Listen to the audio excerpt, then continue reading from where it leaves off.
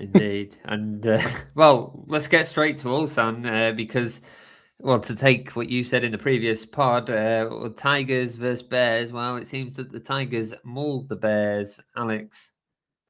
Yes, and I said during the commentary, and I'll repeat it now in case it wasn't widely heard, that I said in the first half, I wonder what sort of bear we're going to get in the second half because Gangwon really needed to show up.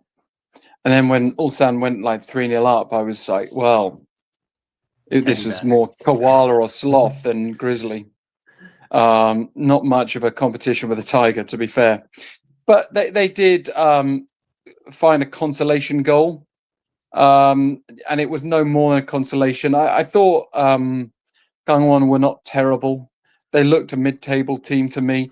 I had on our pre-season pod talked about whether they might be a dark horse for a top 4 place, and I still wouldn't rule that out. I didn't. They weren't so bad that you wouldn't think they have a chance of that. But Ulsan were very organised. They controlled the game well, and they were efficient. Yago sort of squandered an early opening more than a clear chance, but then after that he was just clinical and exactly the sort of player that he should have been for Ulsan last year, but for whatever reason they didn't make the most of him. And Kim Hyun-sok must be loving the fact that he's got Yago back from his loan in China, and he looks a serious player. I mean, we know at this level he can do it. He proved it for Gangwon. They didn't need to be told.